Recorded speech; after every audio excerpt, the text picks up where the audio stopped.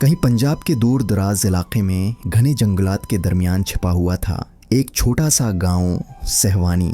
सादा लोग, प्रामन फजा, मगर इन सब के दरमियान एक खूफ, एक प्रासरार कुनवा जिसे सब काला कनवा कहते थे। गांव के लोग इस कुनवे के करीब भी नहीं जाते थे क्योंकि वो जानते थे जब लाल चांद आसमान पर नमूदार होता है तो ये कुनवा जाग जाता है। गांव के बुजुर्गों का मानना था कि जब लाल चांद आसमान पर नमूदार होता है तो फ़ज़ा में एक अजीब सी बेचैनी फैल जाती है। परिंदे खामोश हो जाते, कितों का भौंकना बंद हो जाता और हुआ मैं जैसे जहर घुल जाता।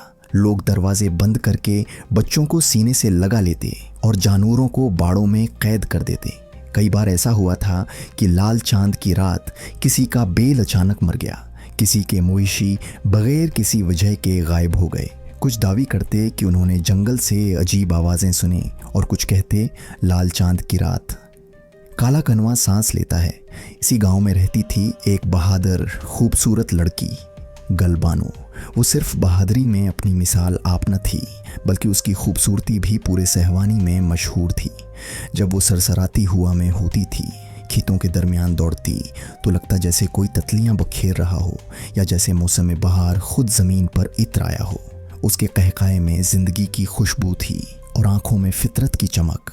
गुलबानो को जंगल की हवाएं, परिंदों की आवाज़ें और कुदरत की खामोशियाँ बेहद अजीज़ थीं।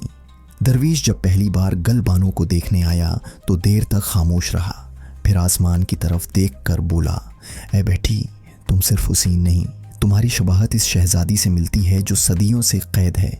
शायद वक्त ने तुम्हें किसी राज के लिए चुना है। ये बात गुलबानो की समझ से बाहर थी, मगर इस दिन के बाद उसकी ज़िंदगी कभी पहले जैसी न रही। एक दिन सहवानी में एक अजनबी आया। नाम था उसका गल खां। सादा लबास, खामोश आंखें, मगर चेहरे पर कोई ऐसा राज जो किसी आम इंसान का नहीं हो सकता था। लोग उसे देखकर चुप हो जाते जैसे वो किसी और ज़माने से आया हो। गलबानो और गल खां की पहली मुलाकात तालाब पर हुई। बस एक नज़र और वक्त रखा गया। गल खां की आंखों में दर्द था और गुलबानो की आंखों में सवाल। एक रात जब लाल चांद आसमान पर पूरी आबोताब से चमक रहा था, दरवीश ने गल खां को बुलाया।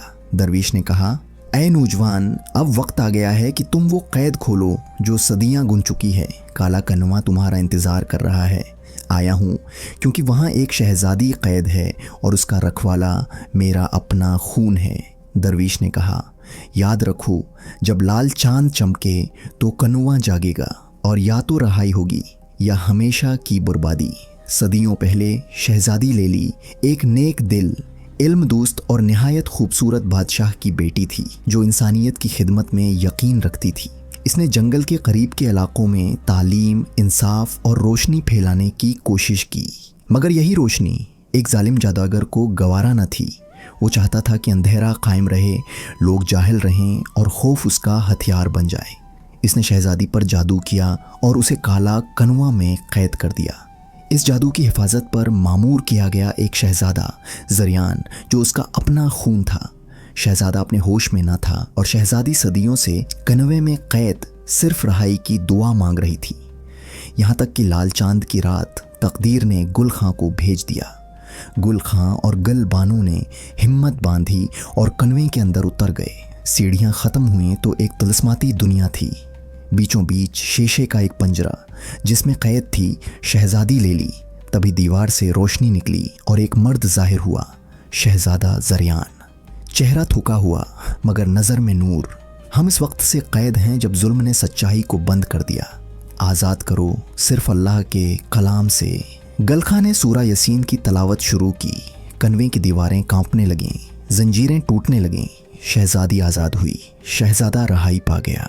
ऊपर आसमान पर लाल चांद की सरखी मानत पड़ने लगी और फिर वो सफ़ेद नूर में बदल गया। कनवे से बाहर गांव के लोग हैरान थे। सदियों का राज आज ख़त्म हो चुका था। गुल खां और गलबानो ने निकाह किया। शहजादी लेली ने गांव में तालीम का सिलसिला शुरू किया और काला कनवा अब सच्चाई और हिम्मत की अलामत बन चुका था। याद रखो, हर लाल चांद अंधेरा नहीं होता, कभी वो रोशनी का दरवाज़ा होता है। जहाँ ईमान हो, हिम्मत हो, वहाँ कोई कैद कायम नहीं रह सकती।